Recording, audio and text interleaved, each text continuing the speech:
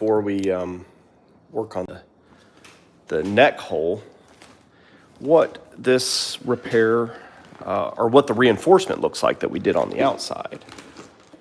So let's see here. Might need to readjust my camera just a little bit. So the reinforcement starts here.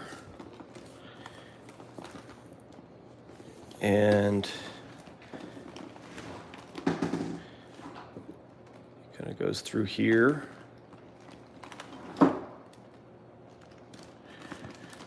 Down through here.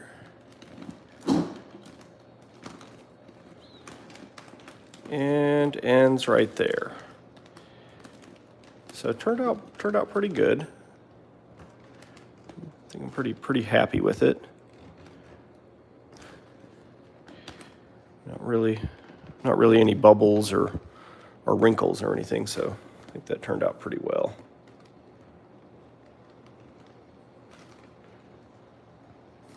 So that's the back of the neck, which is a kind of a tight curve, and it didn't have any leaks, but it's definitely a place that's prone to breaking. So while we were in there, or while we had the neck opened up, which we're going to fix next, this blew out.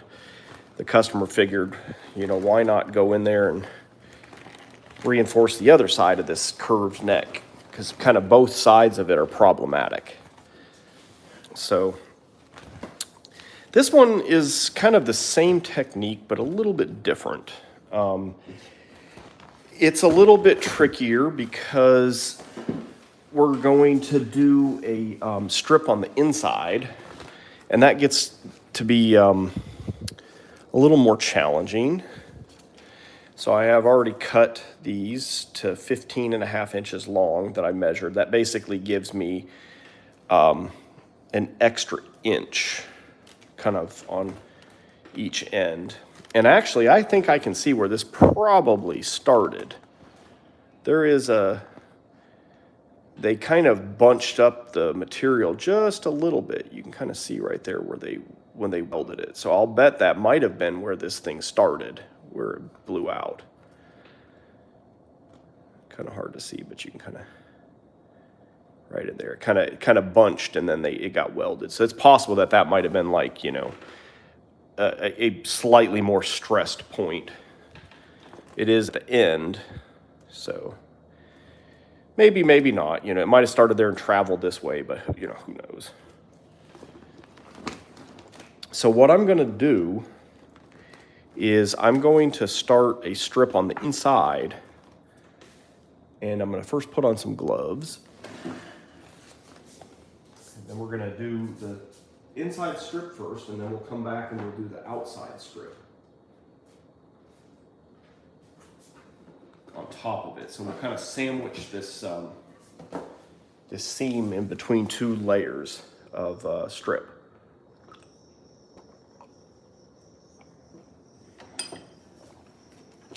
Got to get some fuel here. I got some tea.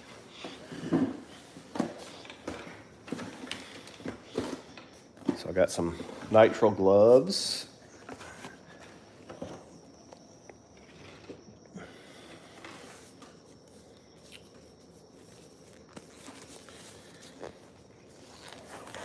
Put those on to protect my skin from the glue, because the glue's got acetone and toluene and MEK and all sorts of good solvents that'll dry your skin out and aren't good for your body to absorb. We've also got the activated carbon air filter running right here besides where I'm working. It's actually a HEPA filter too, but that doesn't really help us with the VOCs. It's more the carbon filter in there.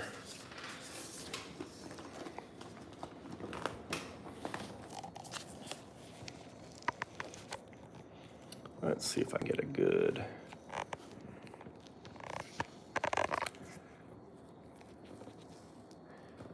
Good shot. I'm going to be working here. So let's see. I got my paper towel. I got my brayer roller.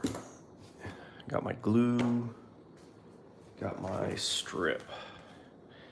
And I've already rounded the end here because corners never stay glued. And if it starts to peel up, then it will continue to peel over time. So it's always a good idea to just trim those corners off.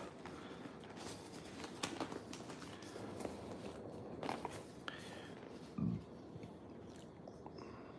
going to put some glue. Actually, to start with, obviously I can't keep this this paper towel in here unless we want to try to get it out through the inflation valve. But at least I'll keep it in there for the first part of this.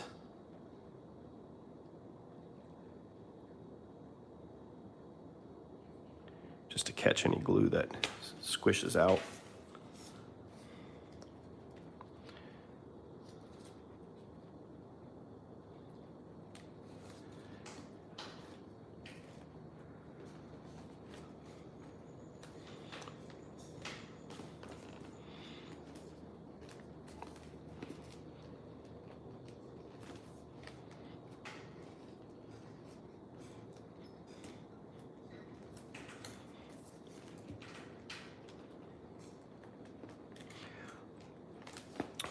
One thing that's important is as you're working on this is to kind of make sure that this is going to lay.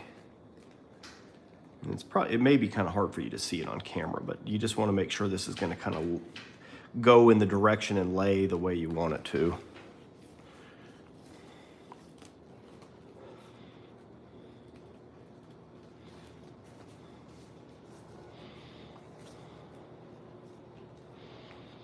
So the thing you want to do is kind of go back and kind of put the needle into where you've already glued so that you don't have a gap.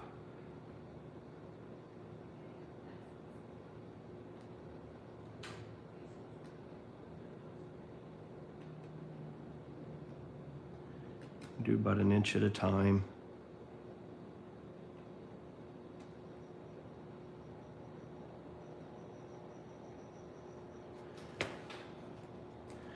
And then the idea is to try to kind of put the strip down the middle.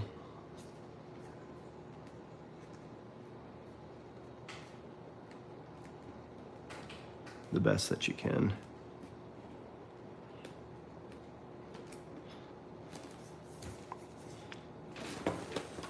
I might even take another paper towel.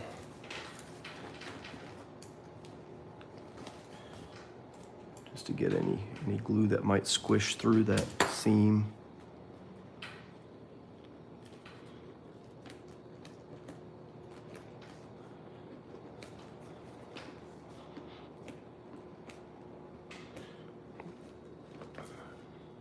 Yeah, I think that could have been where this thing originally broke.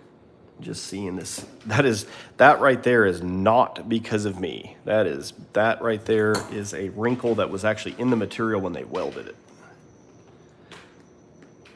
But the good thing is now that we're putting this strip, we're going to do one on top and one on the bottom. It will definitely help with that to reinforce it.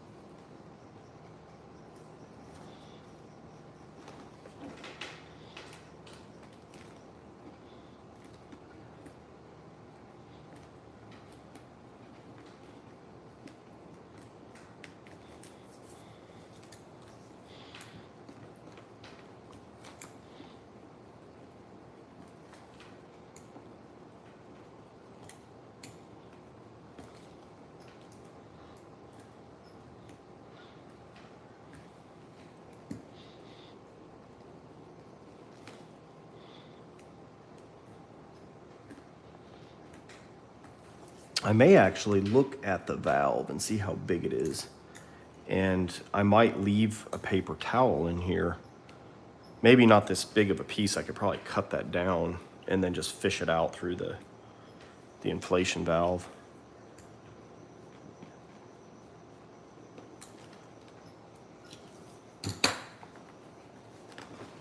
It is really nice to have that in there to kind of catch the glue.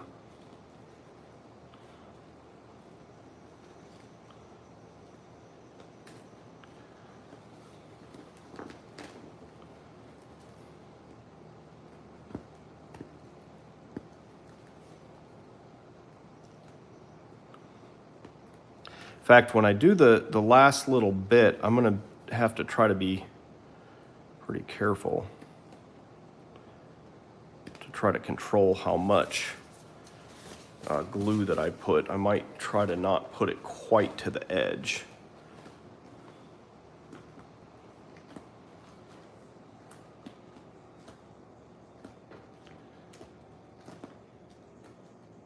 Just simply because I can't really get in there and do good cleaning.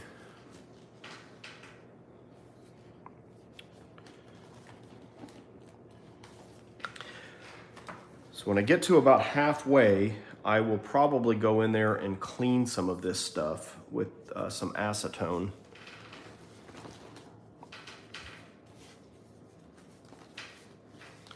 While I can, and then I need to be careful to not get as much. I'm glad I just peeked at it to see what was going on. Need to maybe reduce my glue just a little bit.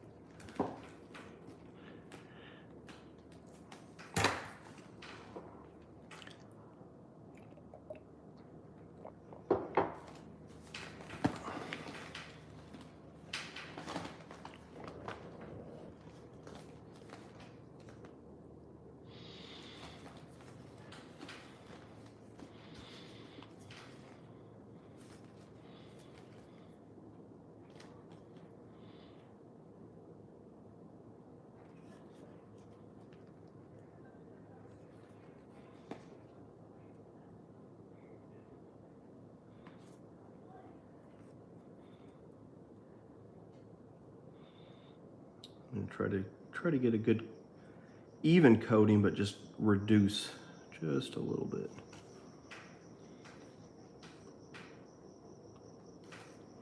So I'm not losing so much off the edge.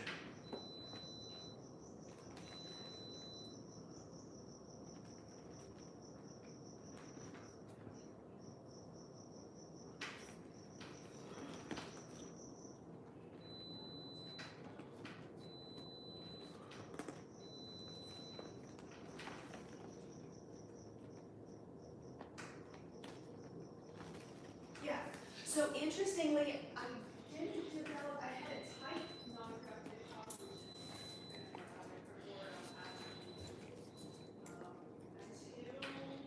Thursday. And that's when things were like, my health changed.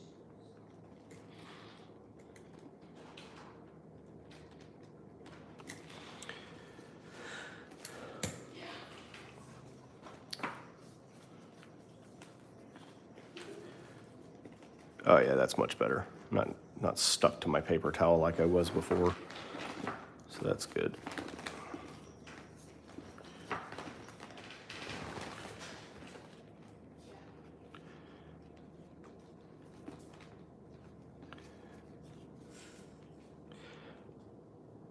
Try to just use that same amount.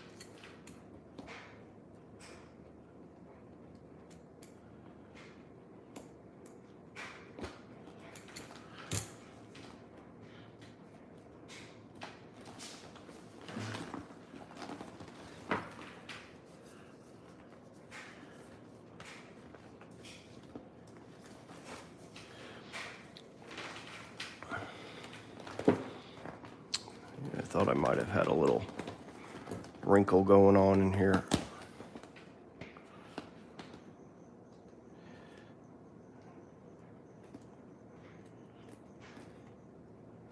It's kind of hard to see sometimes with that paper towel.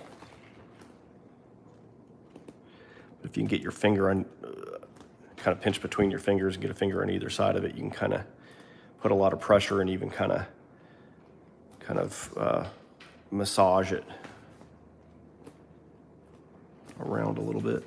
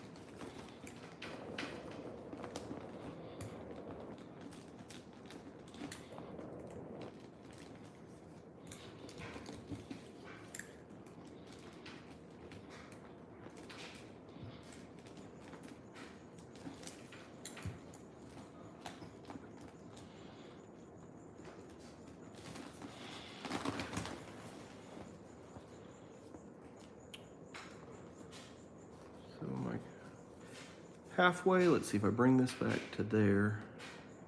No, we can go a little bit further. Get about halfway, and then I'm gonna go in there and clean what I've done while I still can.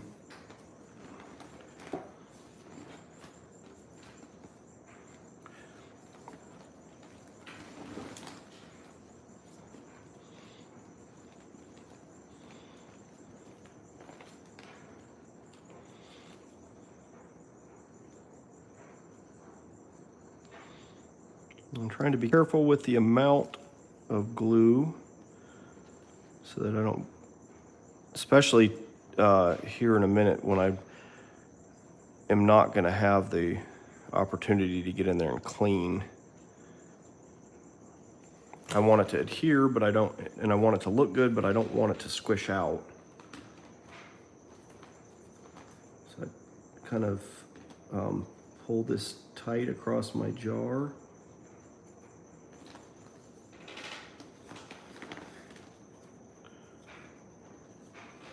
And then I can just lay this down, let it kind of fall midway.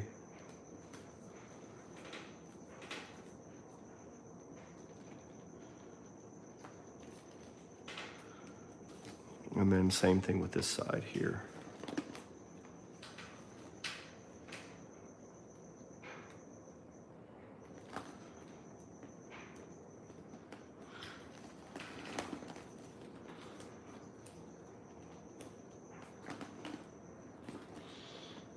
Looks like I might have a little bit of a wrinkle there. What I'm gonna do is get behind it with one of my fingers.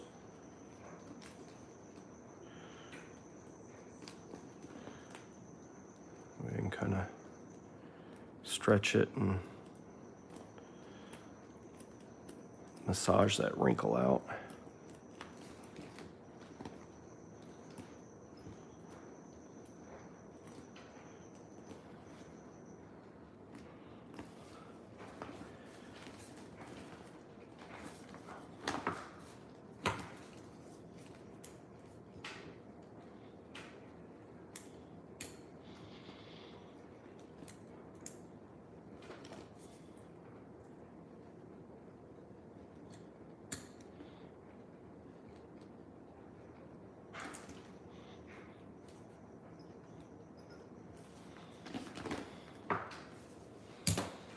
All right, before we go too much further, about halfway, I'm gonna pull this out.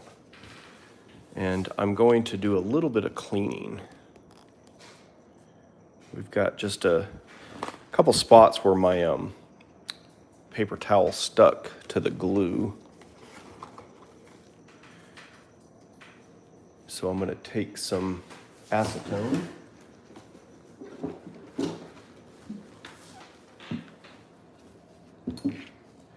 I'm going to bump up my air filter to a little bit higher setting.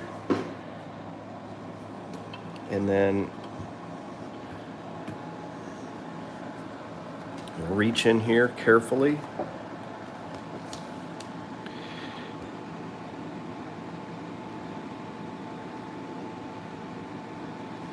Clean off some of this excess glue.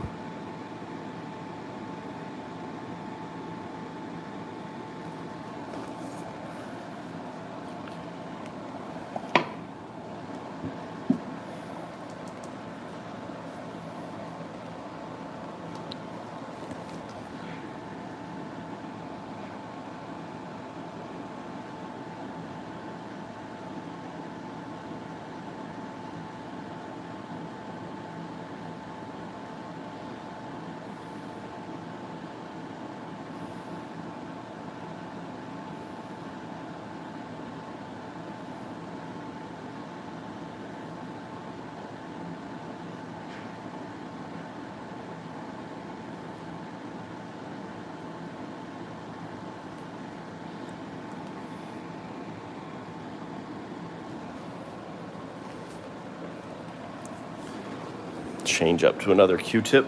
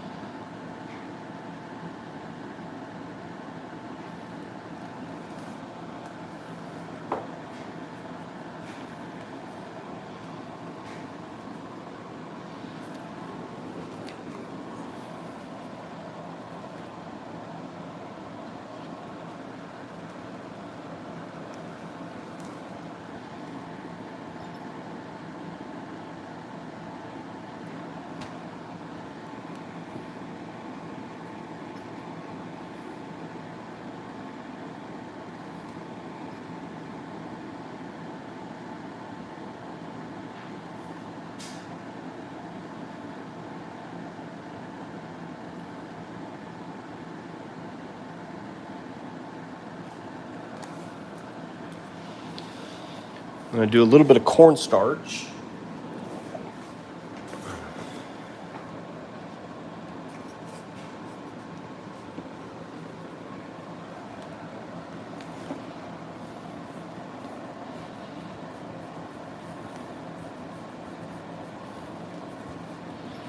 We don't want this stuff sticking.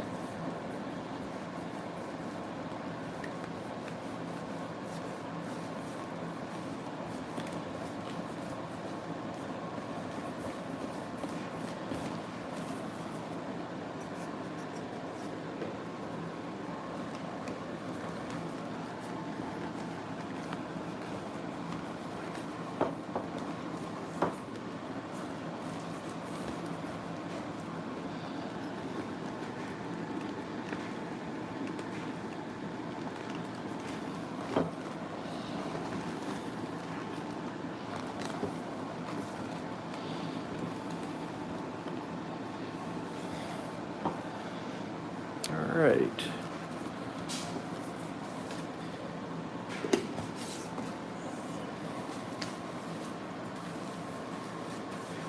kind of wiping it off my hands because I don't want to get it all over the stuff I'm about to glue. It'll make it problematic to glue. So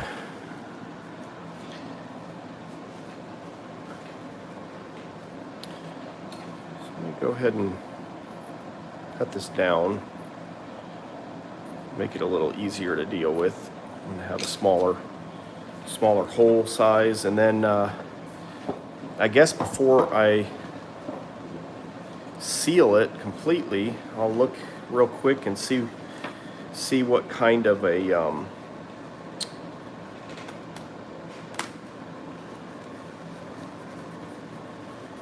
valve I've got.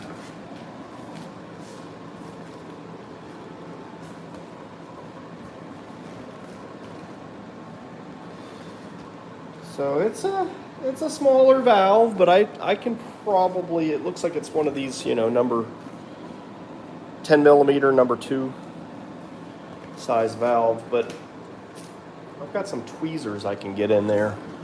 So I think I'll probably go ahead and just plan on sealing this thing in and then just fish it out. I'd rather have it to prevent glue from getting on material and gluing things together that aren't supposed to be glued together.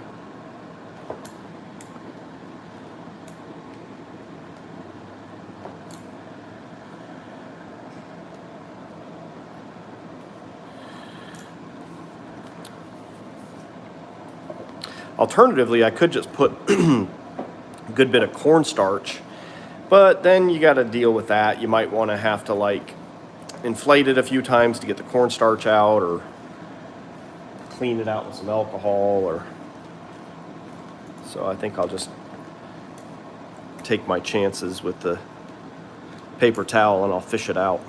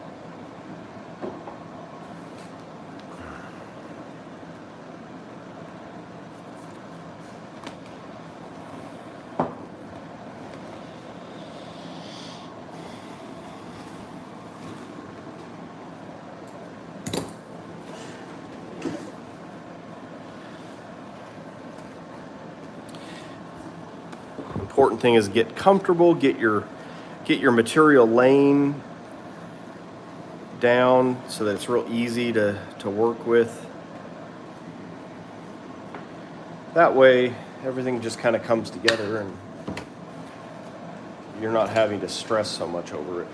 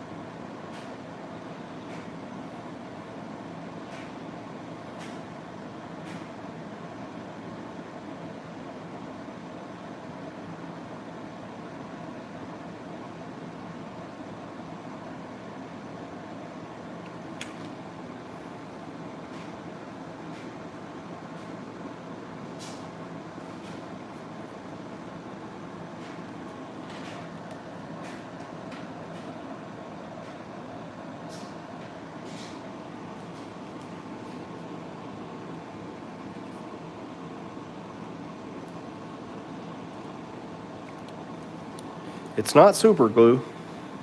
It doesn't bond immediately. You can work with it.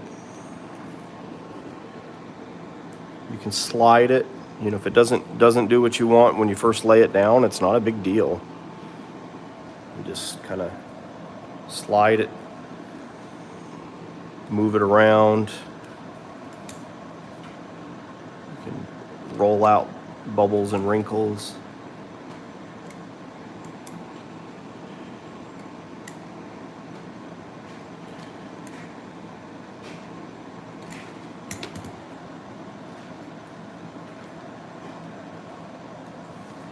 Oh, I'm completely off camera, aren't I? Sorry. I'm paying attention to what I'm doing and not the camera.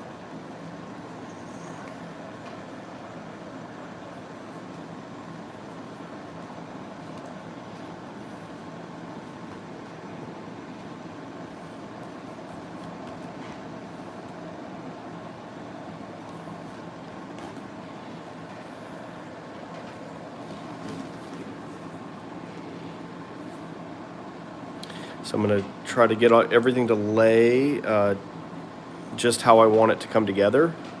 That way I'm not having to fight everything. I'm going to do another inch.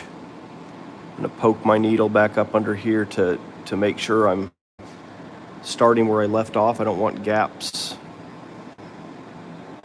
And I'm trying to be careful about how much glue because I don't want a lot of glue coming out the sides and getting stuck to my paper towel.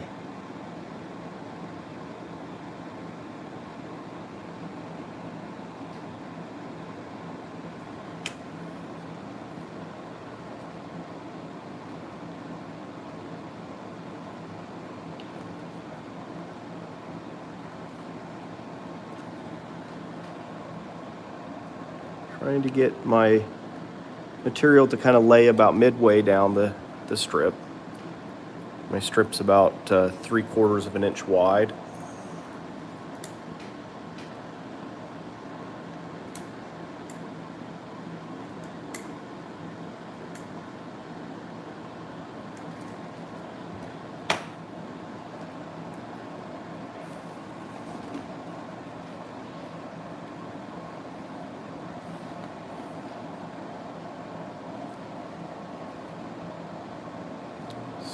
A little bit of sticking there, but not bad.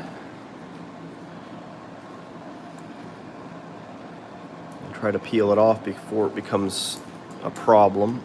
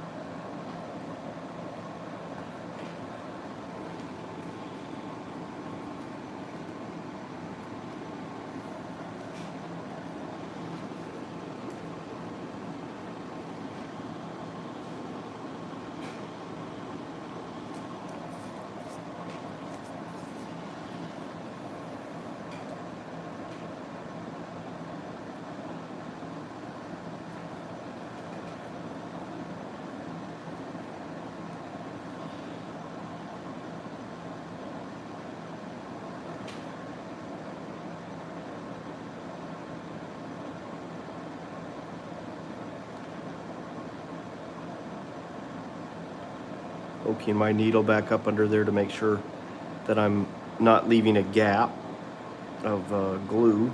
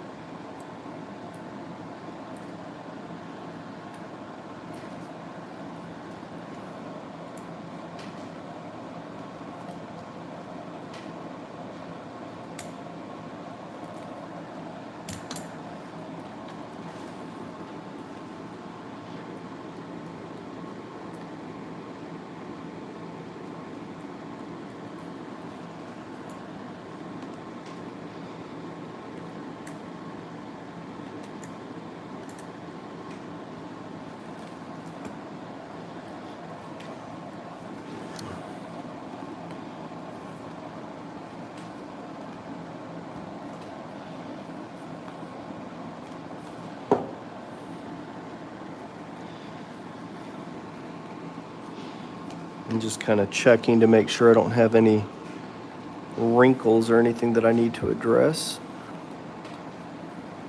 It looks pretty good.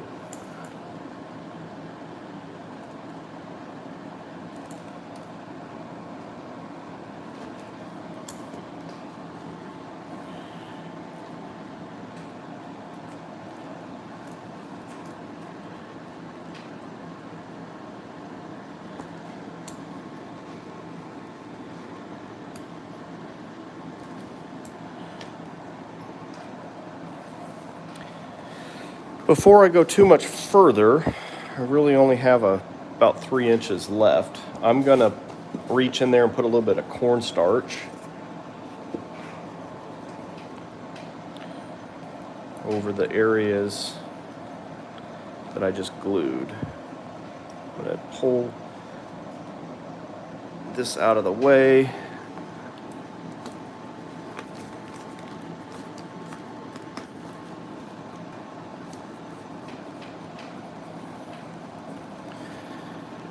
And what this will do is if there is a little bit of glue residue, it'll keep it from sticking to something that it's not supposed to.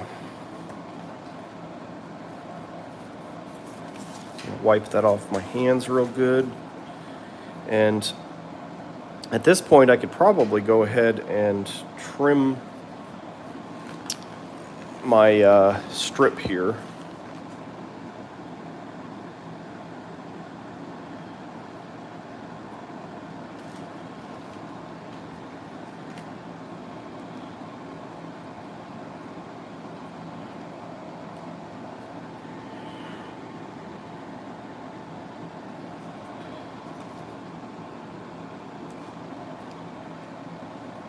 Go ahead and round the corners. Corners never stay glued, so I always cut those. You don't want it peeling up because once it starts to peel, it can continue to peel.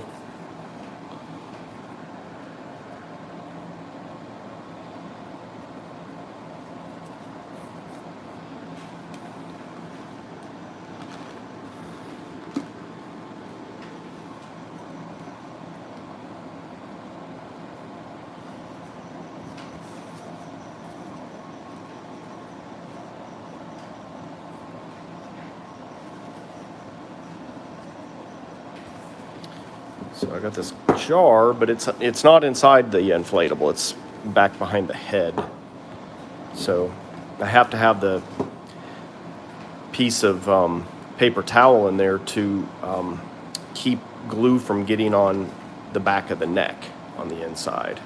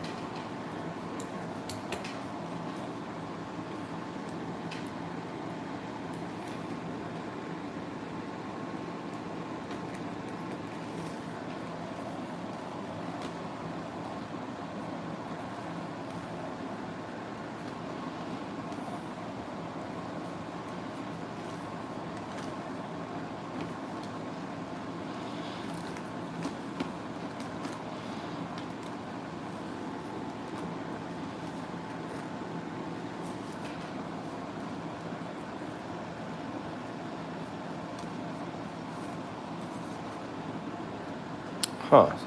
For some reason, we had a good bit of sticking.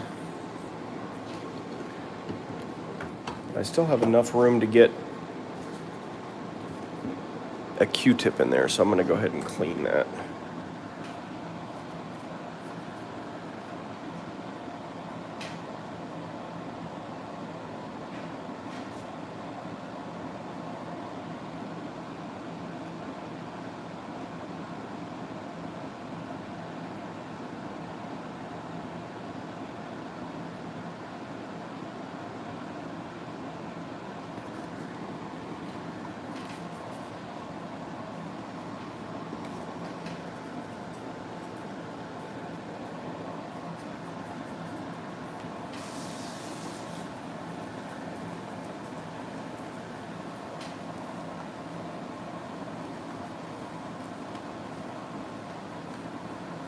A little bit of cornstarch in there to keep it from trying to re-glue, rebond.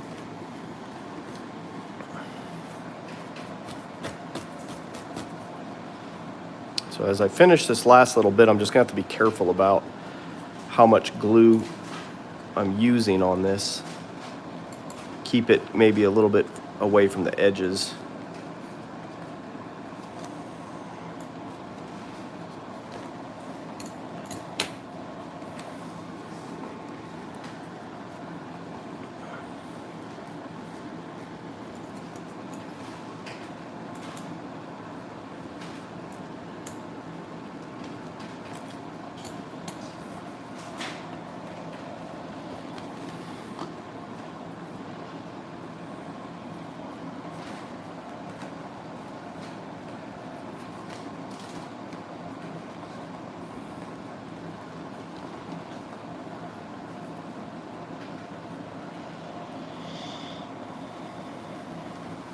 So this is really kind of in the curve of the neck right here. It's getting a little bit trickier to maneuver.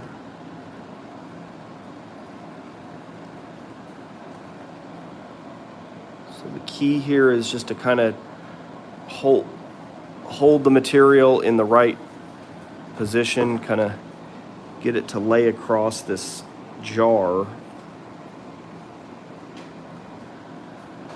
so that I don't have to like force it into a certain position. Cleaning my needle off. I always like to have a nice clean needle.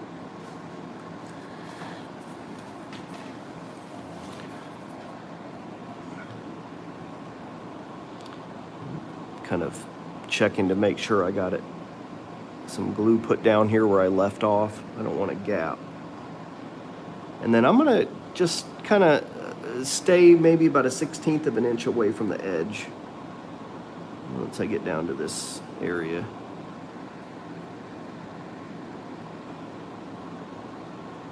Just so I don't have to worry about it squishing out, getting all over the paper towel.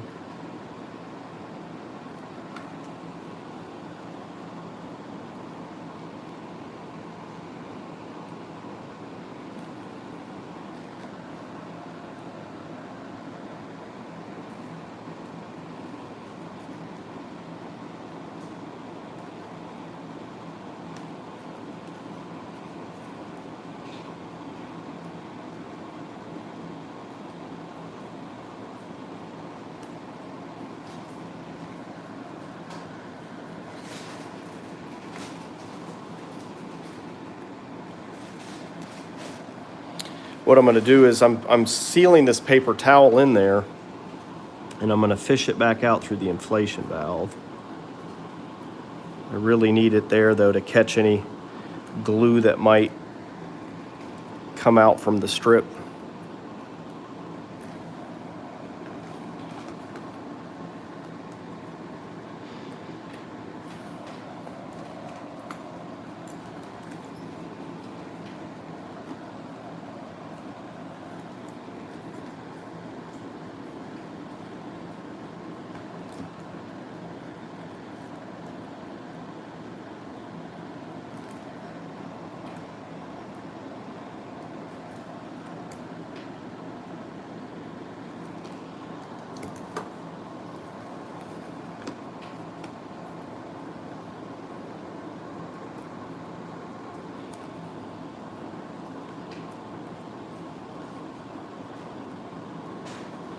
He's just kind of seeing a little bit of a wrinkle there. And what I can do is I can just kind of grab a hold on either side and kind of stretch and push. And then you can even kind of like push and kind of massage it, and that'll usually kind of resituate the material, take the slack to either side of where you've got that wrinkle. Once it kind of gets spread out, then rolling it will kind of help too.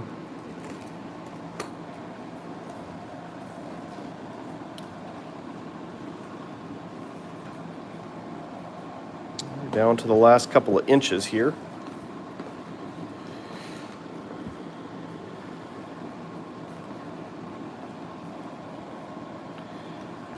And then we will do the same thing again on the outside.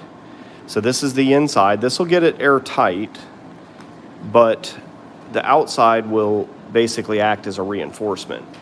So instead of like on the back, we did a 0.4 millimeter thick piece of reinforcement. Here we're doing 2.2 millimeter pieces. So we get the same thickness, but half is on the inside, half is on the outside.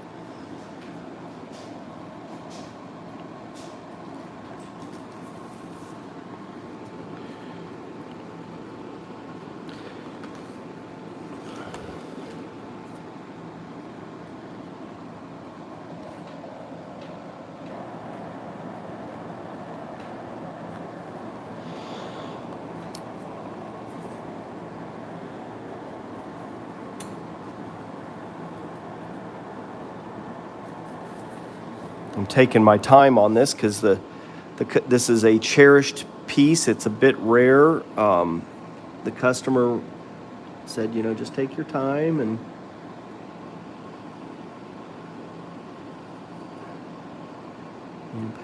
pay hourly. So, hey, you can go as slow as you want.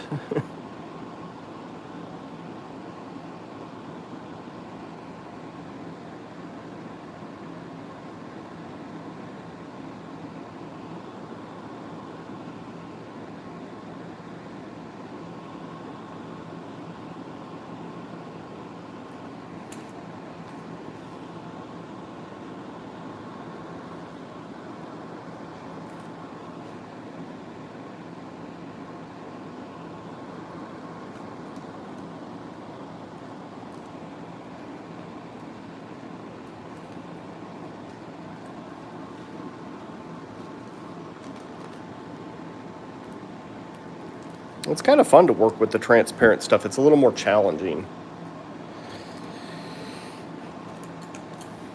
You can see any imperfections, so you really have to go a little bit slower. But if you do a good job, it really is very beautiful.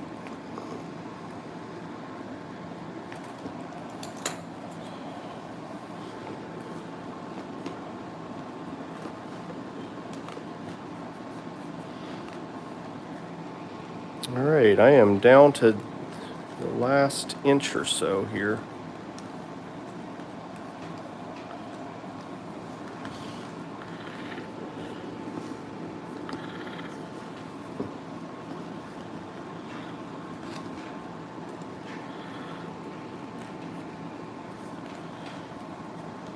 I do make it look easy. Well, honestly, for me, it is easy. But I guess I've been doing it long enough. The trick, though, really is just to figure out how to get things to lay so that you're not having to force everything, into the position you need it. So also, it's totally a kind of a mindset, like where your head is, where your brain's at. If you're stressed and if you get frustrated, which is very easy to do when you're dealing with gluing something, then you're going to have a hard time. You gotta be kind of zen. I I guess the thing is you just, like, I've come to the realization that, like, you can fix just about everything, so don't stress over it. Just do your best, and you can always fix things. I mean, even this stuff, so yeah, weed helps. I do CBD a lot, actually, to kind of calm my nerves, and that helps.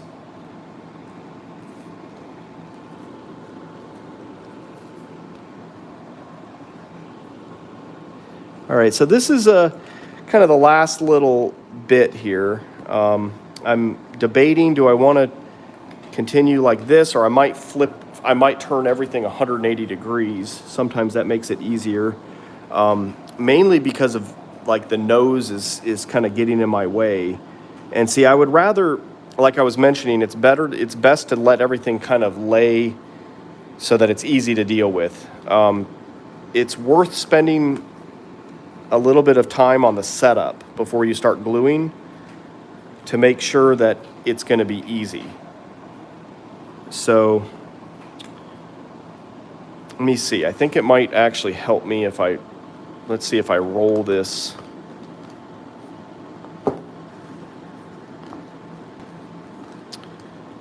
What if I kind of put this on a different section of my glass jar?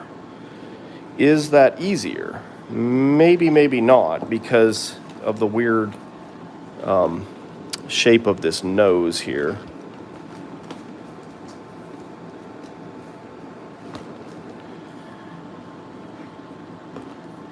Yeah, I guess the biggest thing is don't get in a rush when you're doing this stuff. If you don't have time to do it, then don't do it. You'll get frustrated, and it's just going to end badly, most likely.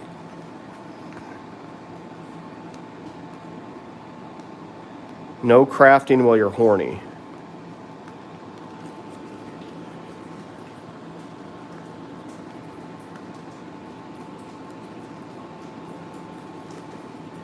All right, yeah, that's going to probably work out better. All right, so in fact, I may just kind of leave it shut there and then poke my needle in.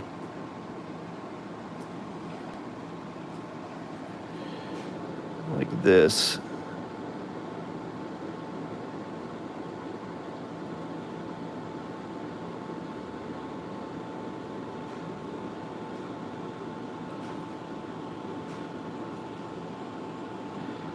I can kind of manipulate the glue, like I'm watching it, I can see it. It's nice about the clear material. And then I can kind of push it away from the edge, because I don't want it going off the edge and sticking to my paper towel.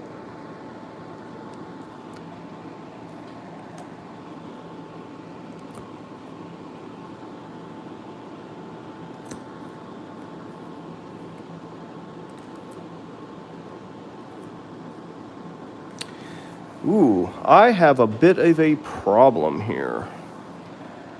This does happen sometimes. Now I've got to deal with it. Looks, and I you know what, this is my fault. I should have checked as I was getting closer to the end.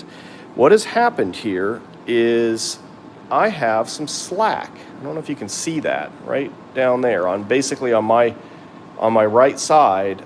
I have gathered a little bit of slack, and that can happen because the material does have a little bit of give to it, and as you're pulling, you can stretch one side a little bit.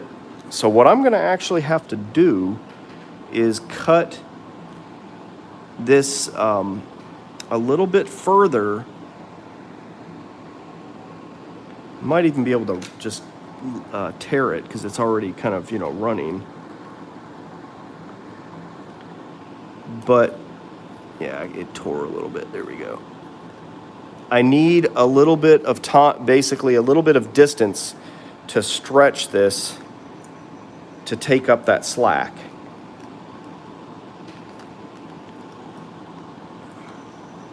And if I have to add a little more strip material, if I'm out of strip by the time that I take that up, that's fine. like I said, I should have been coming as I got closer. I should have checked this and, started stretching it probably kind of back here, because it makes it a lot easier. You can stretch that difference over a longer distance, and it's a lot easier to take up. So I'm kind of working this loose here, and it's going to need to go a little bit further than that.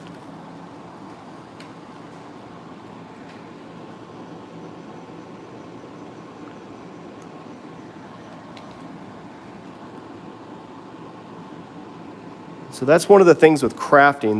There's a bit of, improv that you have to do, and it's part of the fun, really. I mean, it's just kind of part of it. So you can see here as I'm opening this up, I can basically kind of stretch both sides.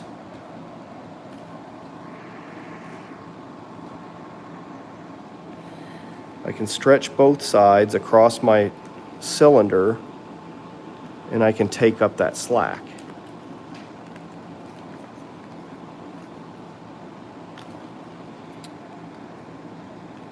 But I want it to look natural. I don't want it to be under too much stress. So I'd rather do it over a little bit longer distance.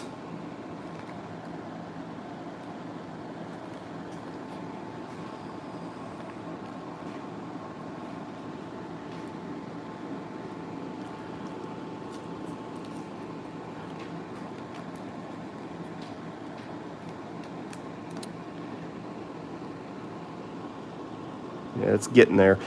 Another thing you can do is you can actually just take it and bring it together and kind of go another direction. You can take that slack, cut it, but I would rather keep this all, in a line, basically.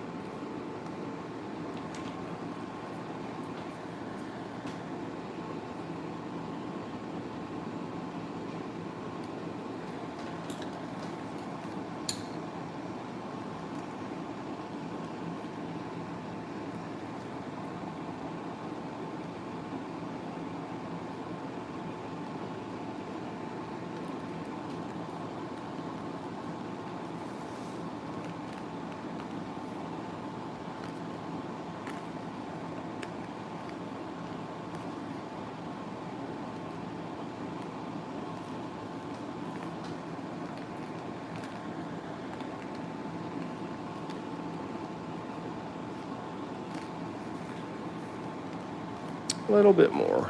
I think I'll be comfortable.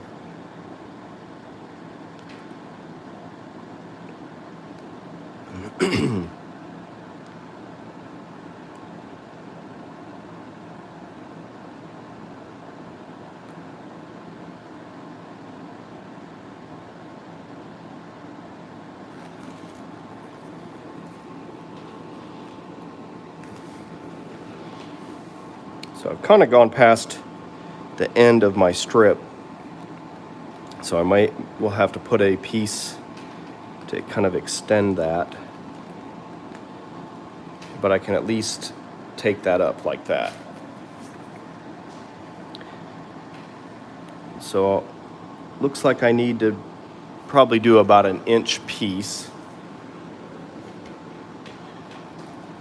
Actually have some of that material here.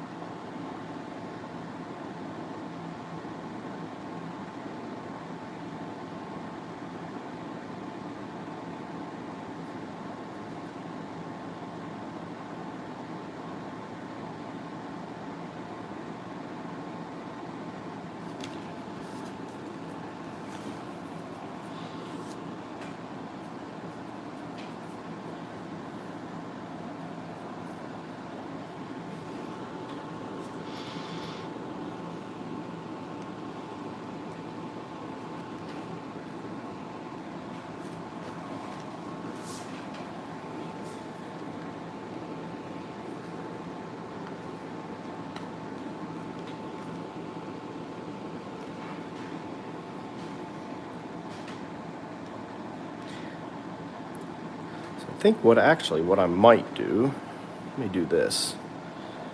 I was going to anchor it in there, but I could actually just anchor it to the end of this piece.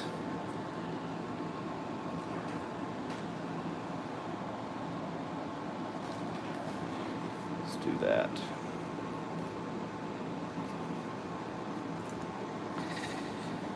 You know what, pardon me 1 second. I'm going to go get a new needle. This one has kind of had it.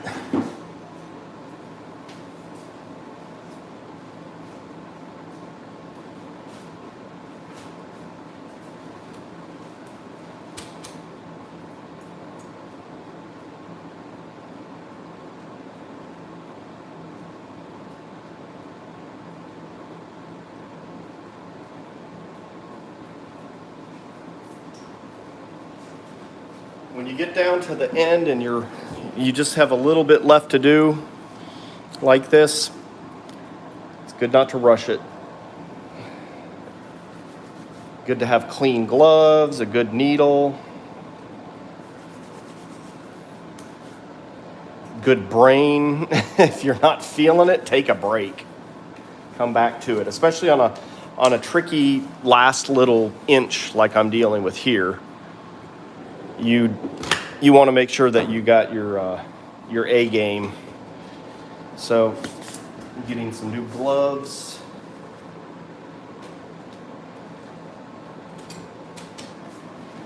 I got a new needle.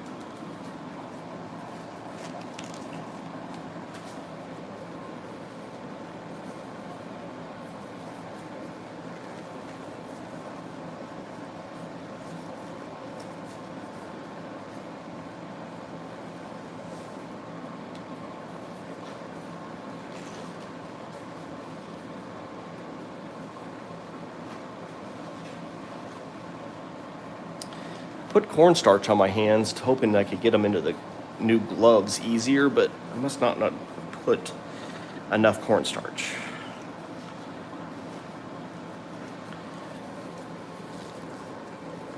When you have your hands in one set of gloves and you need new gloves, it's always difficult. I always throw a little bit of cornstarch on my hands. It helps. I just didn't put enough. All right, so here's what I want to do. I'm going to bring this piece out. I'm going to put just a little bit of glue on the back of this.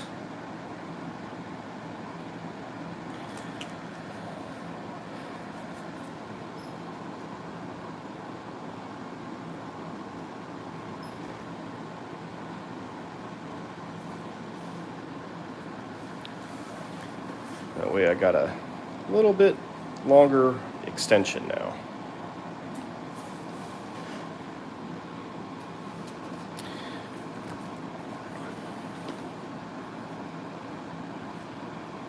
So now I can put this back up in here.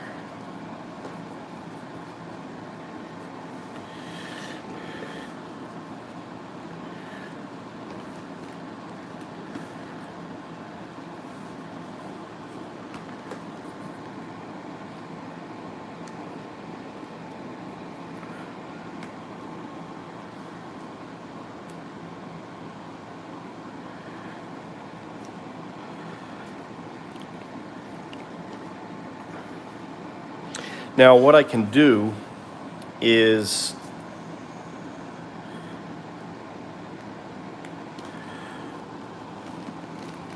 basically stretch this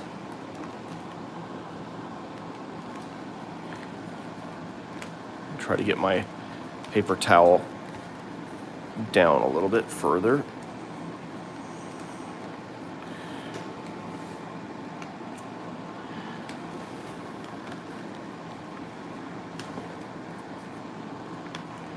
Make sure everything's lined up.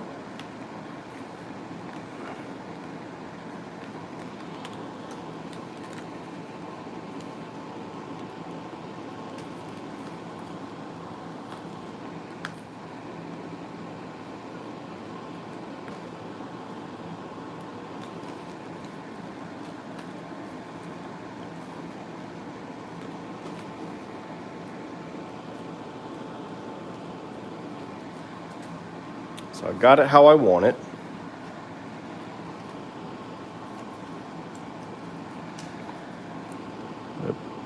Put my syringe up in there. I'm gonna get it under this side. Not gonna get too close to the edge.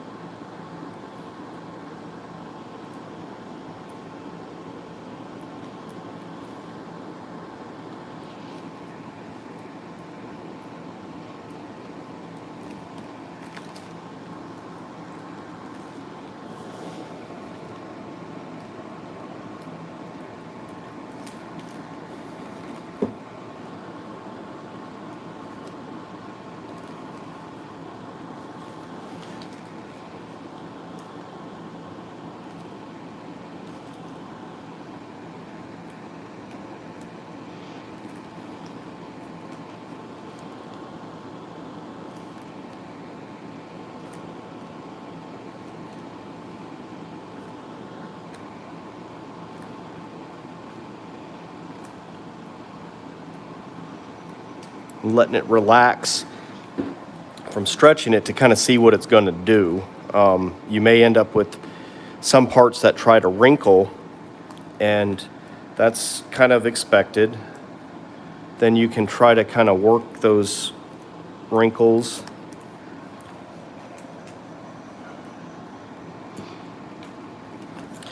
It's one thing, you don't want to have to stretch too much in a short area because it'll always spring back and then you'll end up with wrinkles. I got one little one right here. I'll see if I can't work with it.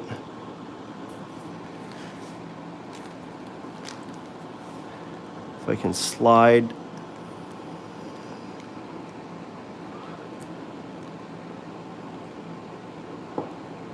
Yeah, I can kind of slide it down a little bit.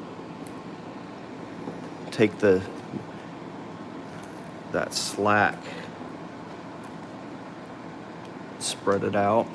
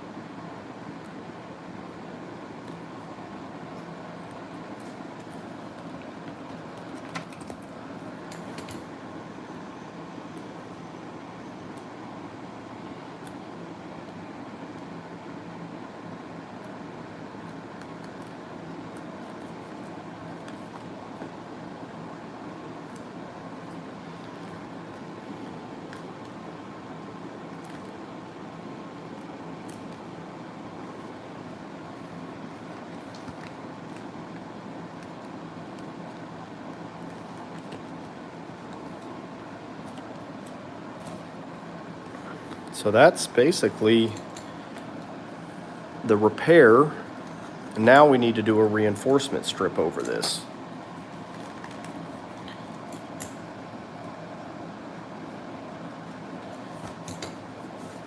So actually I've already got that done.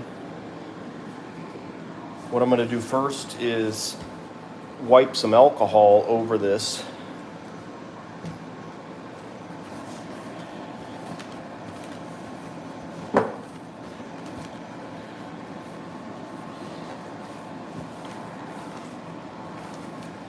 Because I got a little bit of cornstarch on it in a couple places.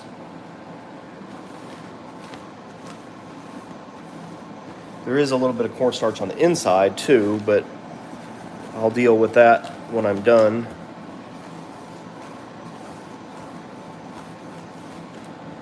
If I need to, I can get a Q-tip through the inflation valve with a little bit of water on it to wipe off that cornstarch if I need to. So the next thing is this second strip, which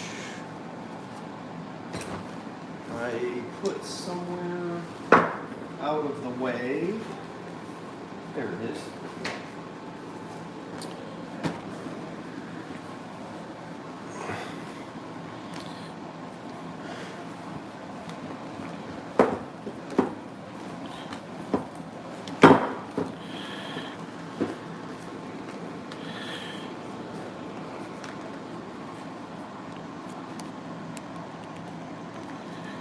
All right, let's do this. Think before I start, I'm going to go ahead and get some more glue. That way I don't have to worry about it. I've got a big jar that I decant out of a big gallon jug that I keep in the garage.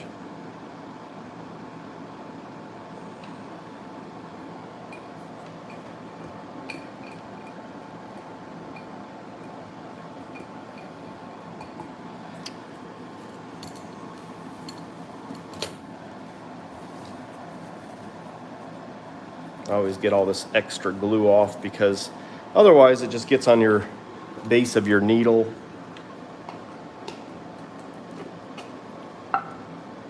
And then it becomes a problem later on.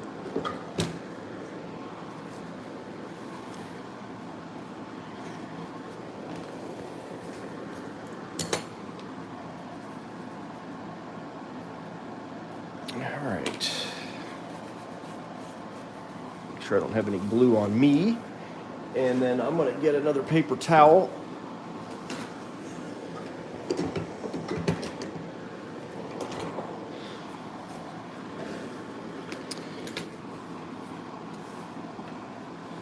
We'll go ahead and put some glue on this.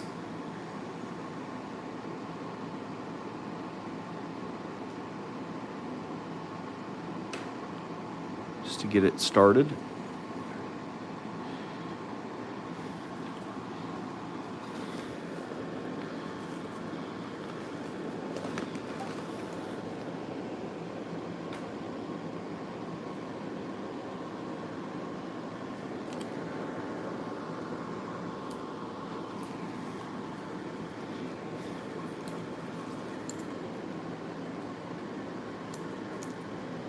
Now you can really see the outline of this, mainly because there's cornstarch on it on the inside, but that was to keep this from sticking to the other layer inside there. Or I shouldn't say layer, but the other side of the toy of the inside.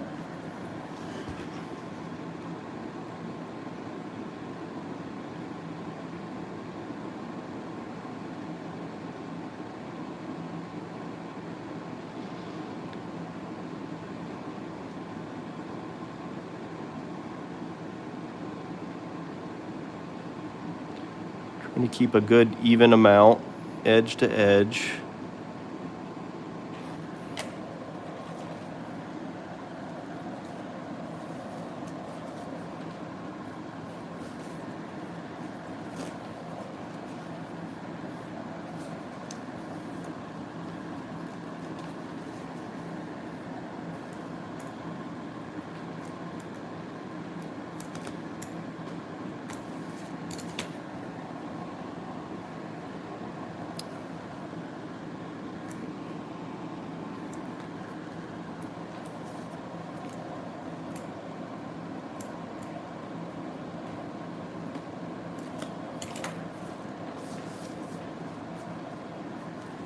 I'm gonna peel it back until I can see where my old glue was.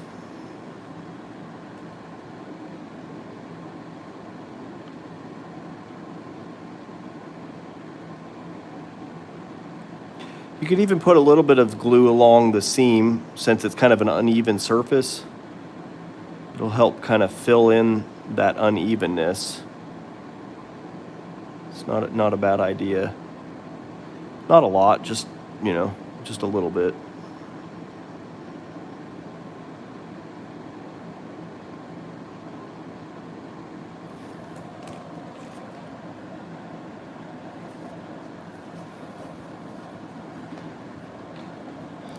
And as I do my thumb, I always kind of work it forward. Because if there is extra glue, you might as well work it towards the direction you're wanting to go anyways.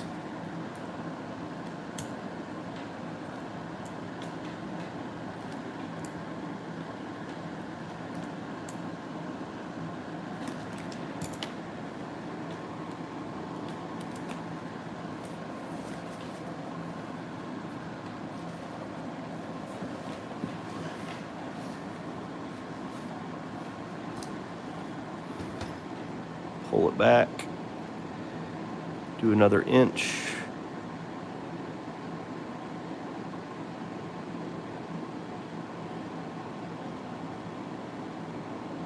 Sometimes I'll do up to like 4 inches at a time, but this I'm trying to just, take my time and be a little more careful with since it's clear.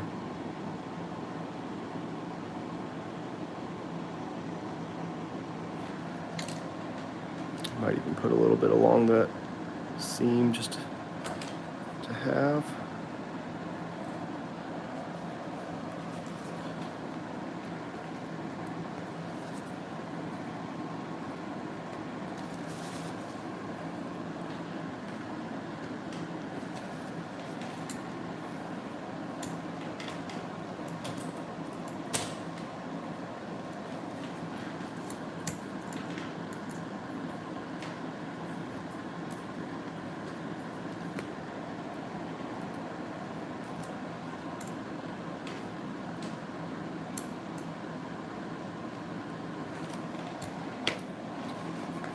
Make sure we're not sticking to the other side there.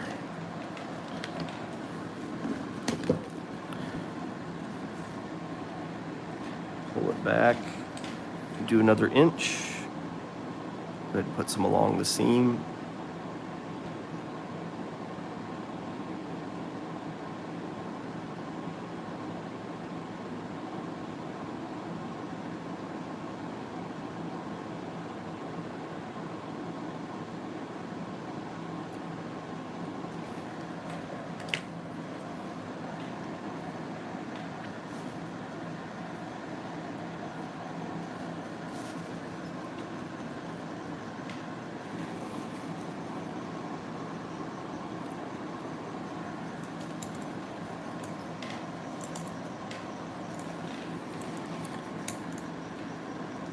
If you ever get an air bubble that you can't seem to roll out or maneuver, you can always take a sewing needle and kind of jab it from the side so that you're not going all the way into the toy, and then you can push down and let the air out, and then it'll basically just seal off the hole. So that is a technique that you can use if you want to get rid of any kind of a big bubble if it gets trapped.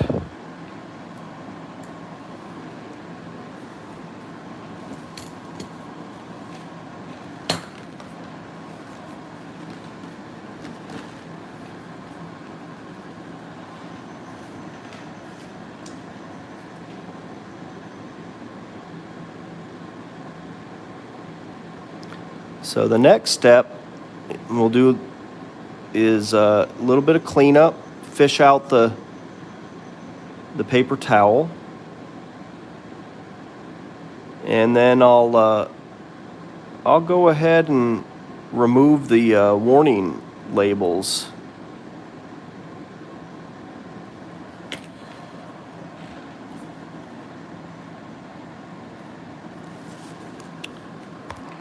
right.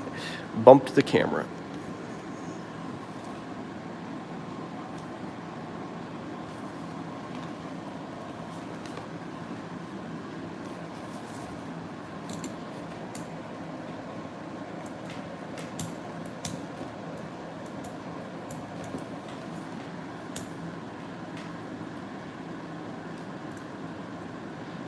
And the cool thing is we're going back over what we've already done, so it's also getting rolled again.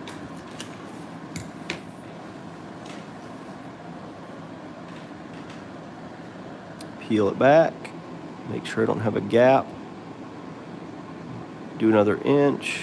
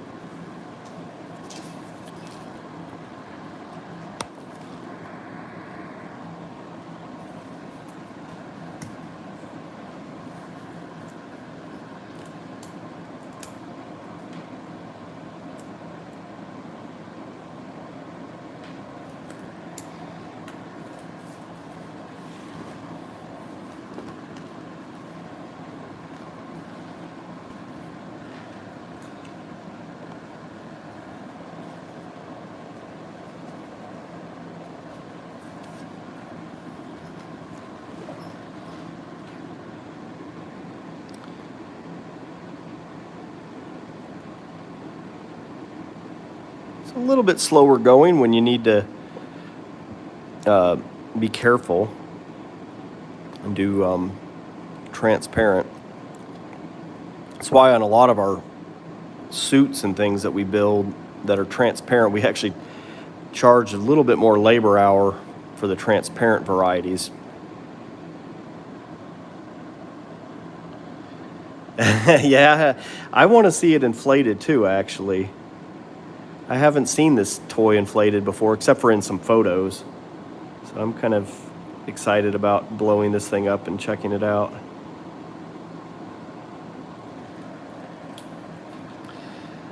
We'll be able to do that here pretty soon.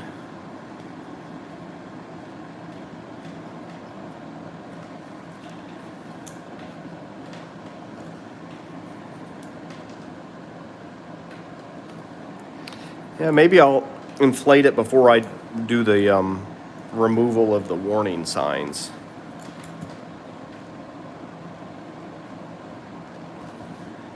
Just to check it out.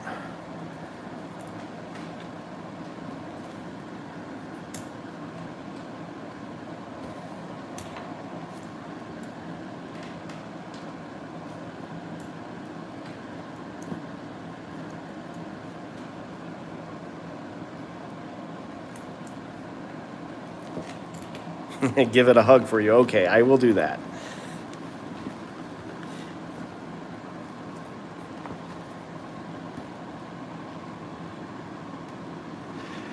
Yeah, print removal. We will do it. I've done it on a few toys before, and there is definitely some technique to making it look good. Basically, not pushing hard, using a lot of acetone. You want to do it outside because it's kind of overwhelming with the acetone. In fact, you might even use a respirator with a activated carbon air filter, or just a fan blowing is good too. Just, you don't want to be breathing tons of acetone, which it does take a lot. I usually just soak paper towels in it, wear some thick gloves. I usually use I have some big butyl gloves that work pretty well. because it will soak right through these thin gloves when you soak like a bunch of paper towels in it. But the idea is a ton of acetone and not pushing very hard so that you don't dull the material. So we'll give it a shot. Yeah, I use Q-tips too, for small stuff. If I'm doing a bigger area though, I'll usually use paper towels for the majority of it. And then if I need to use Q-tips to kind of get into some places that are kind of close to other print, then I'll use some Q-tips.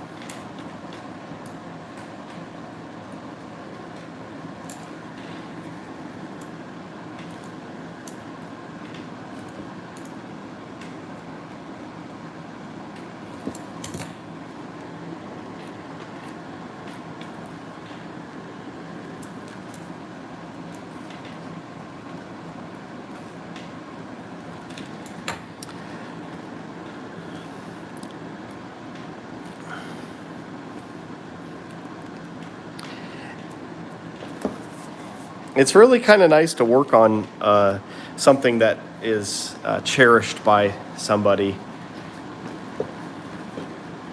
The owner was checking in on this kind of regularly, and so obviously they miss it, and that's really cool. I'm honored to be working on it,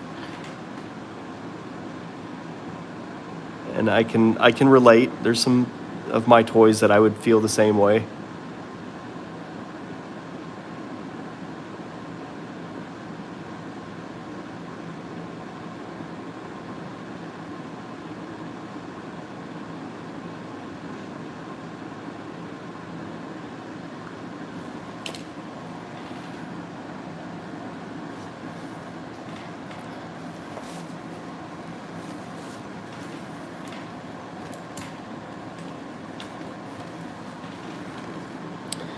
Getting closer.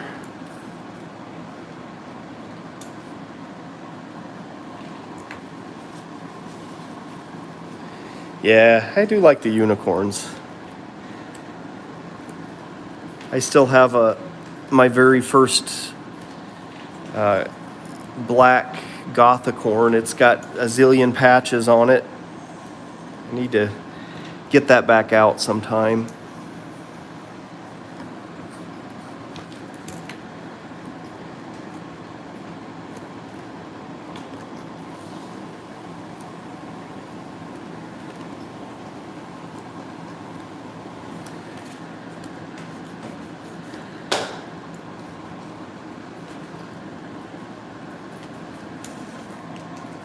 Thank you.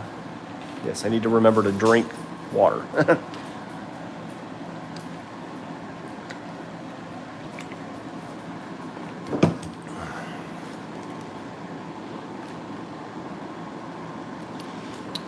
So, looks like I need to get my needle.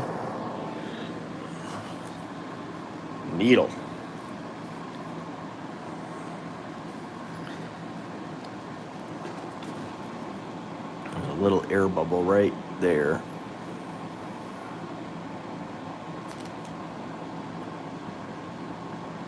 It's just on the outside layer.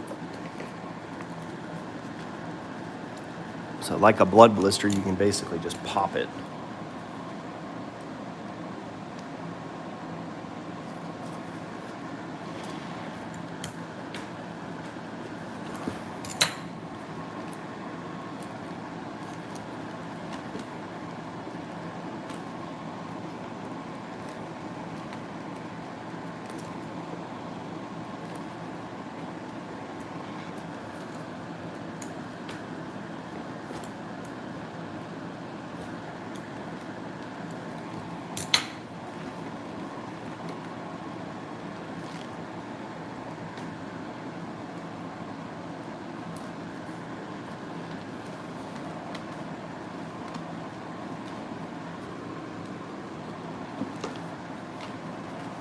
looks like I've got about 5 inches left. That's not too bad. So we're 2/3 of the way done, because this was about 15 inches, 15 and a half inches long.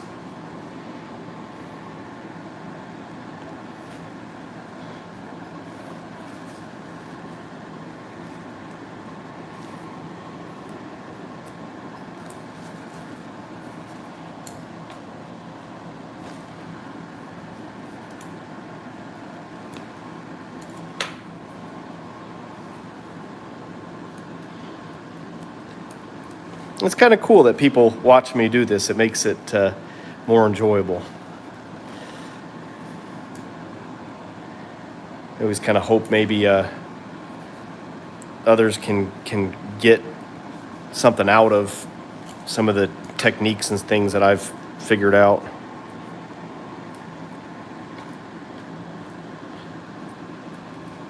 It's kind of an art, so there's not really a right way to do a lot of this stuff. There's things that work, things that don't work quite as well. So I'm always enjoying seeing what other people come up with, and learning techniques from other people.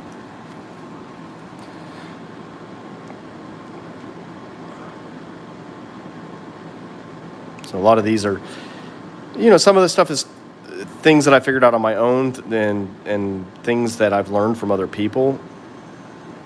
And so I just kind of figure it's good to share and try to get more people doing this kind of crafting, really.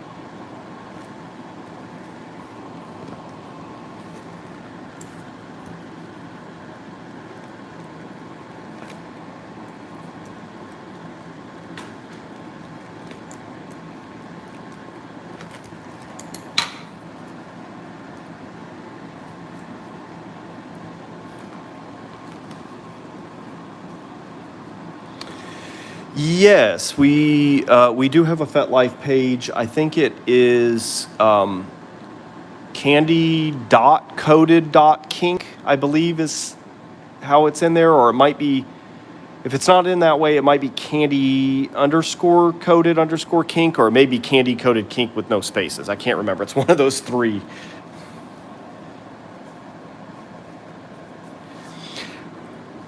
We're kind of bad about posting as much to the FetLife page.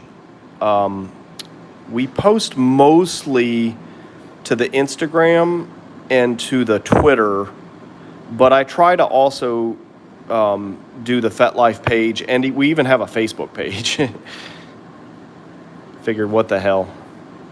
Not quite as many people followed on Facebook, because I guess, they probably don't want their friends and family seeing that they like that kind of stuff, but some people don't care. We do have followers that are on there.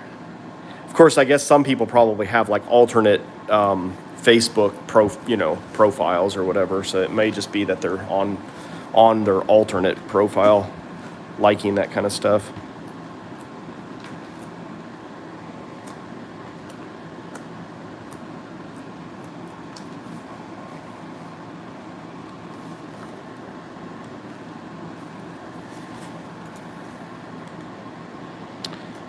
Getting into this really kind of tight curve on the neck here.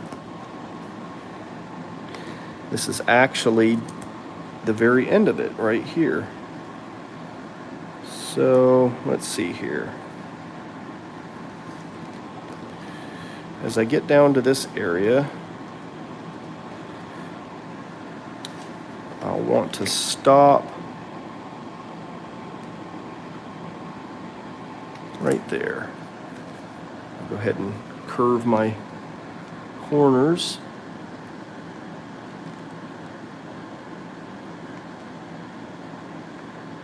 Do a little more of a radius there.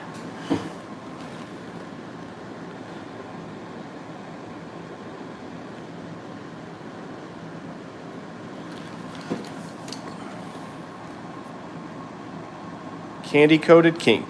Cool. No spaces.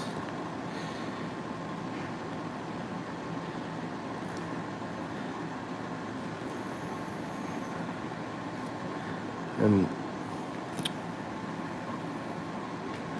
there we go. Last little bit.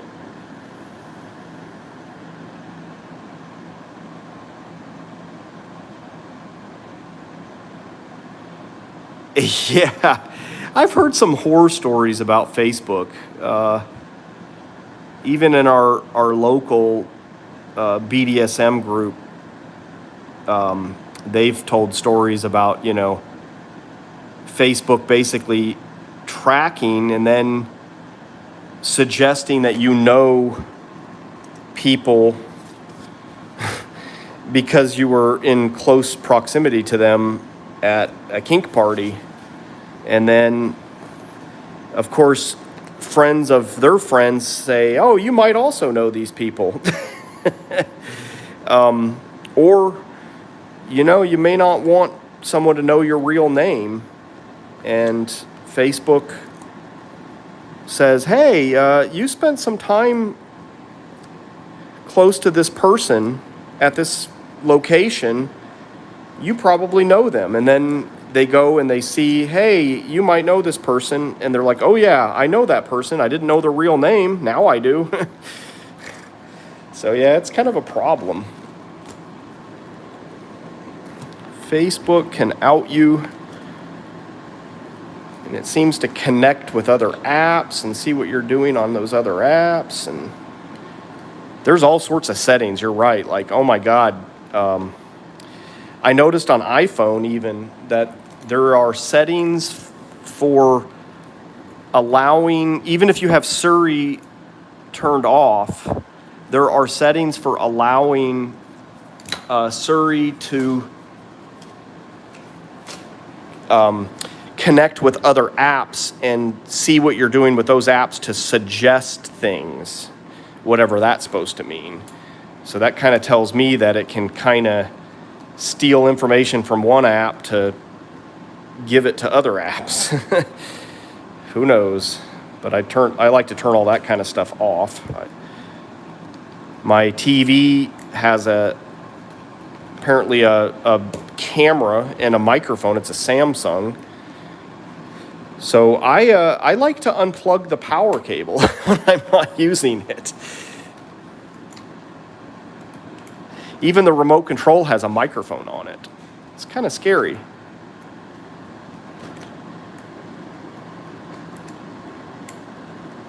I'm tempted to wire into that microphone and let it listen to like an endless looped recording of like rough sex or something.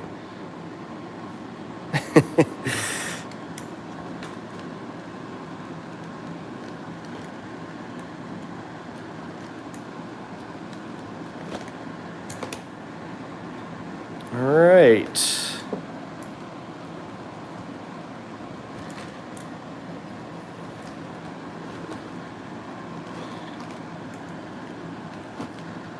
So, yeah, I should do that.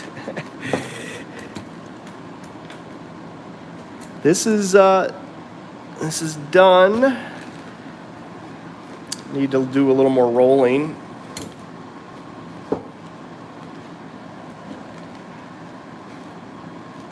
It's been better with the groups. Well, that's good.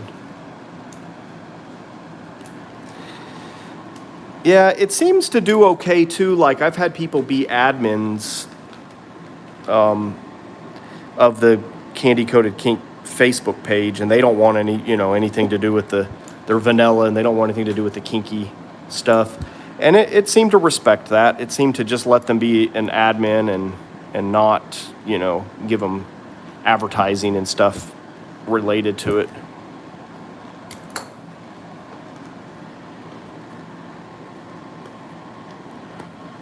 I was a bit worried, and they were too, that if they were made an admin, that people might see that they're an admin of it, but it did pretty well. Squeaky inflatables, yes, I like that.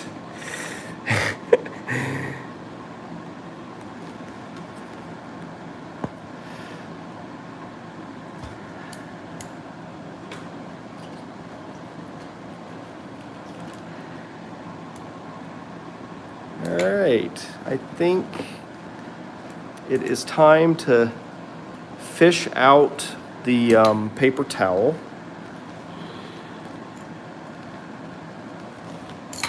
I'll probably do another round of rolling, but let's get this paper towel out of there.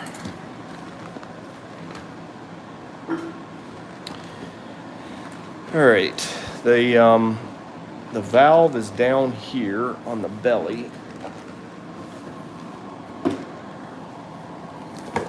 So we need to pick this thing up, and let's see what we can do here. Got the paper towel in there.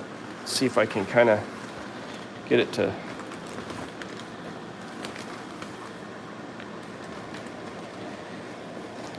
and grab a hold of it through the material.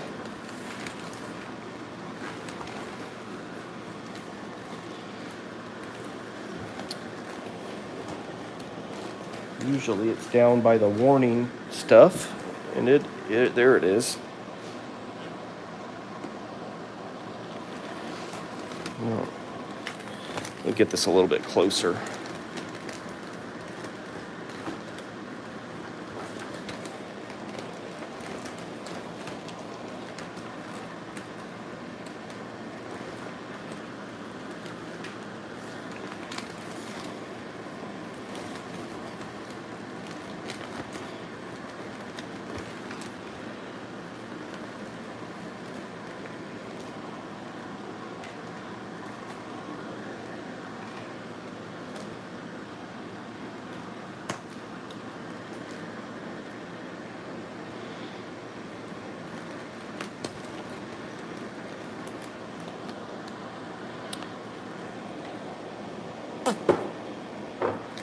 Go grab some tweezers. I'll be right back.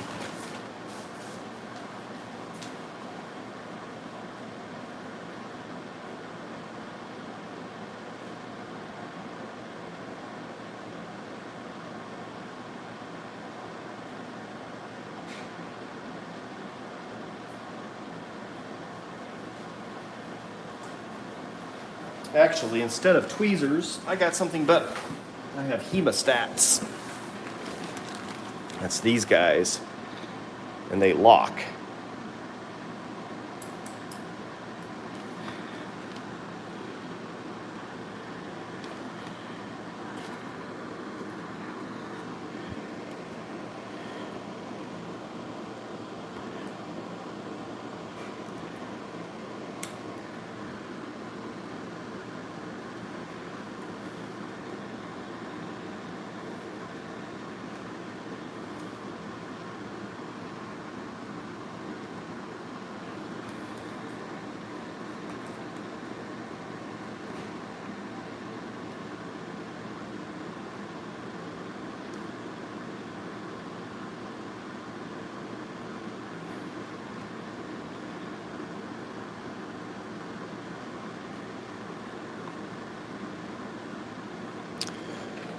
see.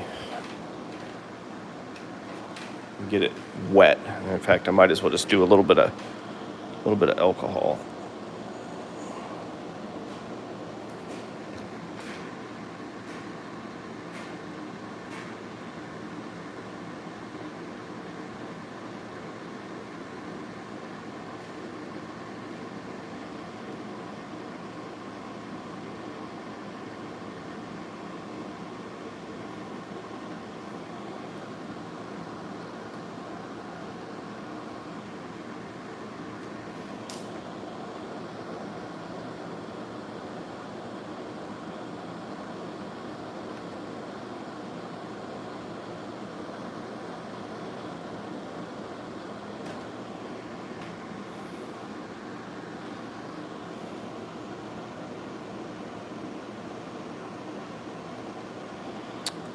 Let's try. I guess I probably grabbed it too close into the middle.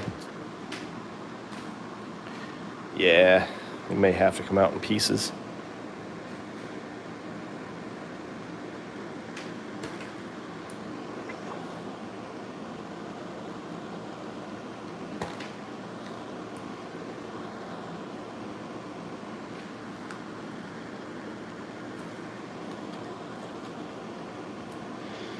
Being wet did kind of help it a little bit.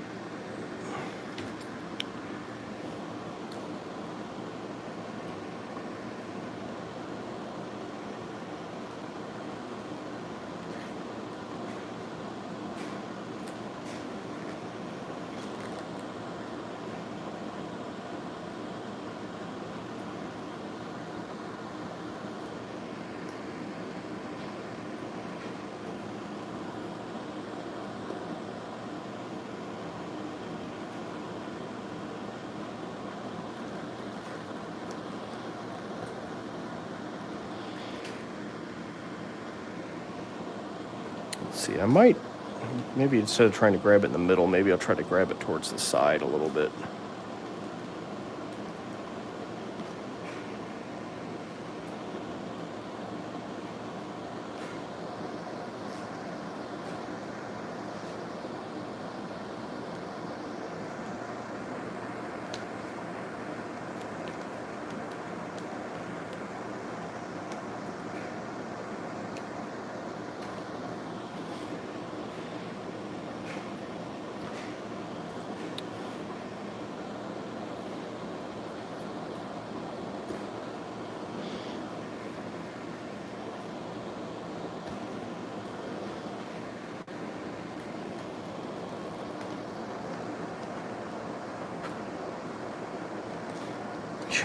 Should have offered to put a bigger valve on this.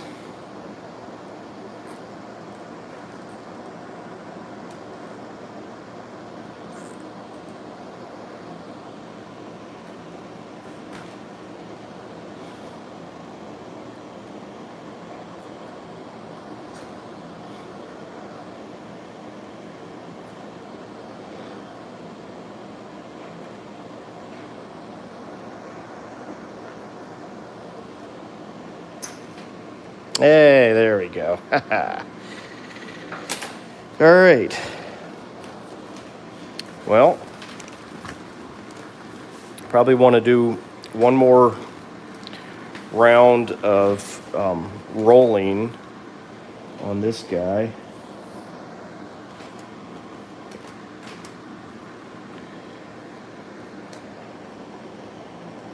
Give it a quick inspection.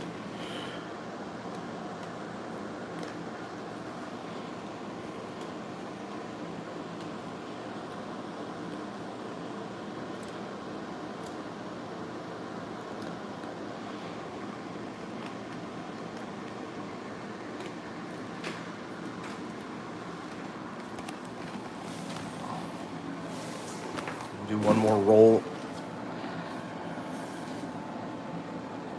And then I guess I will inflate it. Or I don't know. I could do the warning label removal, since some of you wanted to see that.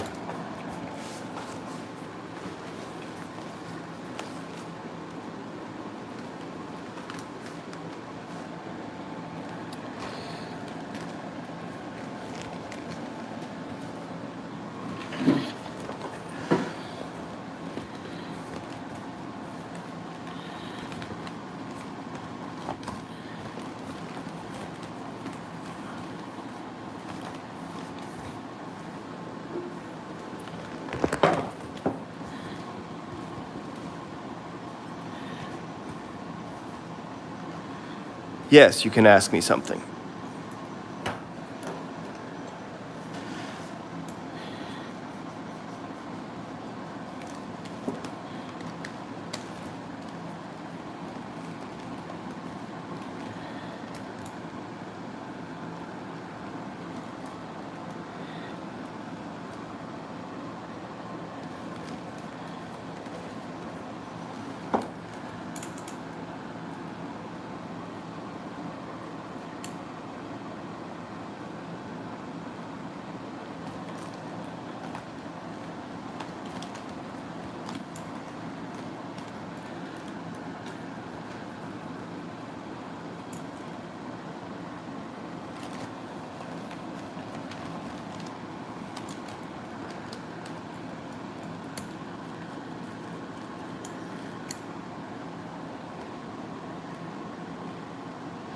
Is it possible to make a suit from inflatables? Absolutely. We do it all the time. So basically, in a nutshell, you take two. One becomes the inside layer, one becomes the outside layer. And you figure out a place to put a zipper. If it's something like a horse or unicorn or a tiger, usually on the back or the belly. And then you cut usually about 35 to 40 inch opening, and more of that needs to go towards where the person's head is going to be, because it's easy to get your legs in like you're putting on a pair of pants, but when you go to put your head in it, it's problematic. So most of the zipper needs to be up closer up towards the head. And then you cut that in the same place on both toys. Usually I use blue painter's tape and mark off where I'm going to cut before I do it using the tape. That way you can kind of peel it up, reposition it. Do I have commission rates? Yes. So generally, most of our stuff is just based on a $20 an hour kind of labor rate. And then there's a little bit of materials in there. I mean, you can provide the pool toys if you can get two of them, or we buy them. Usually we just go ahead and buy them. And then there is a little bit of, we do about a 10% profit, which basically covers, we hire my sister-in-law actually comes over 3 days a week, and she does all the packing and shipping and that kind of stuff. So that little 10% basically kind of pays for her hourly rate. But yeah, I mean, all in all, normally, like most suits, generally after you pay for the pool toy and after you pay for the labor and everything, generally the range tends to be about $400 on the real low end to $1,000 on the high end, you know, depending on how much labor, how expensive the pool toys are, because sometimes the toys can be expensive, and when it takes two of them, that can be a huge chunk of cash. I would say probably like the median price for most of the stuff that we do is like $700. So yeah, it just kind of depends. If you've already got the toys, you can save some money on that. It seems to be about 20 hours or $400 in labor generally tends to kind of be the middle of the road price for the labor. So anyway, and we're more than happy to provide information on how to do it if you want to do some yourself. There's a lot of people that can't afford to do commission stuff. And this is all just kind of fun for me. This is my hobby, my passion. I'm an engineer for my day job, so I make good money with my job, and this is really just kind of fun. Of course, I also have a lot of crafters that work for me.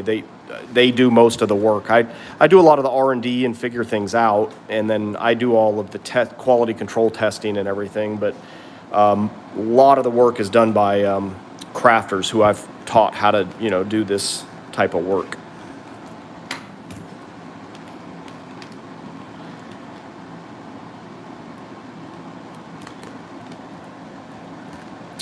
All right, so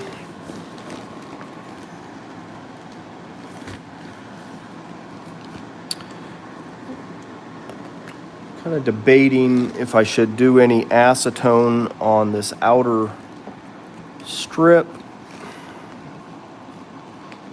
It looks pretty good. Most of what you can see is the cornstarch on the inside, and there's a little bit of, small, tiny bubbles. A lot of that stuff actually disappears, which is really cool.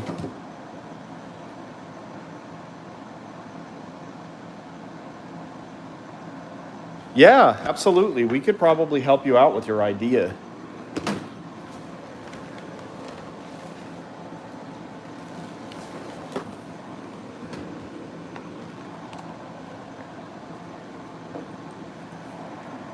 You can message us. Probably the best place you'll get the best response. If you go to our website, which is Candy Coated Kink, no spaces, no dots or anything, candycoatedkink.com will take you to our Etsy store. And that is the best place to message us. So if you send us a message there, it'll get into our system. That's how we track things. So like if you actually want to move forward into doing something with us in the future, sending us messages there is the best place because we can go back and find it easily.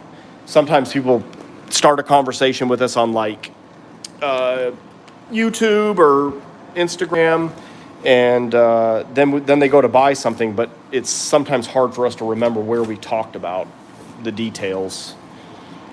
So Instagram would be the best place. All right, well, tell me, guys, should I blow this up or should I go ahead and remove the warning labels? Tell me what you want to see next.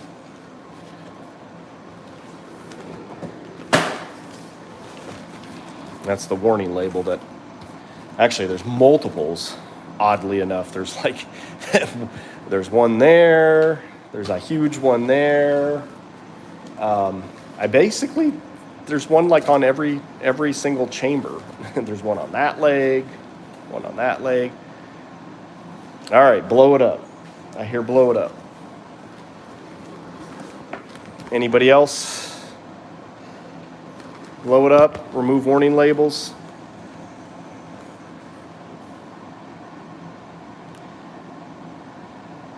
All right, okay, I'll blow it up. Run and get the pump, and I'll be right back.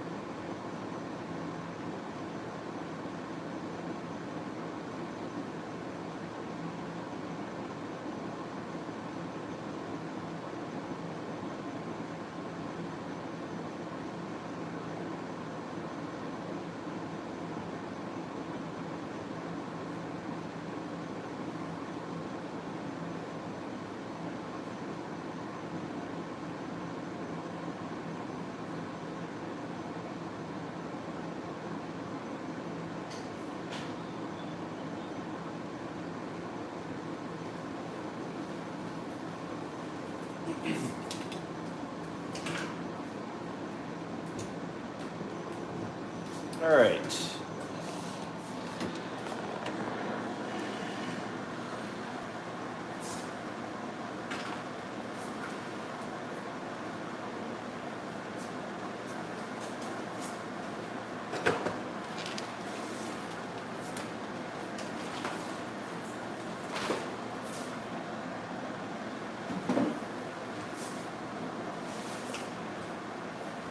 So go ahead and do the body first.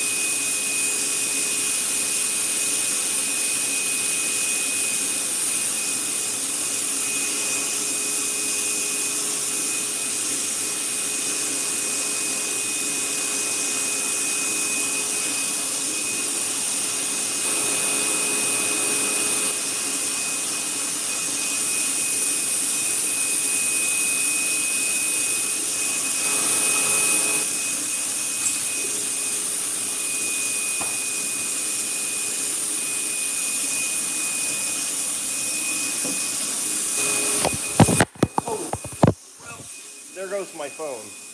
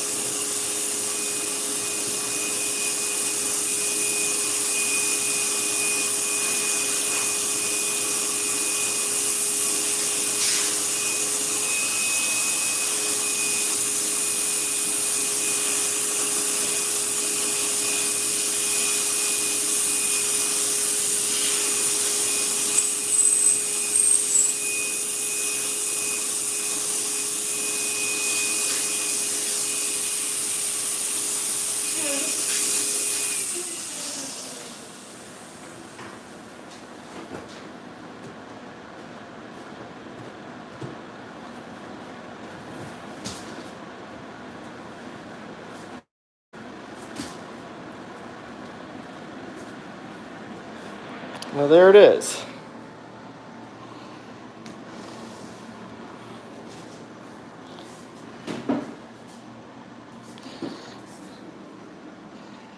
Yeah, pretty decent size. Definitely pretty rideable. So there is the reinforcement that I did. Goes from there down through there. And not too bad. There's a little bit of cornstarch still on it inside. So that should probably kind of rub off after that acetone evaporates. And then we've got the stuff that we just did, which definitely has cornstarch on it. And it's got a lot of little bubbles in it, which tend to kind of go away after it sets up. So now this is double. You know, we have two different strips on that. So it is kind of doubled up. So you can kind of see after it's been on there for a while, it'll end up kind of clearing up a little bit. So hopefully we'll see that clear up a bit. And yep, so that was the neck that was blown out. And now it is airtight. At least I think. We'll let it sit and see what happens. And next is going to be to remove all of these crazy warning signs. So I'll go live when I do that. I'm going to take a break and eat dinner. So thanks for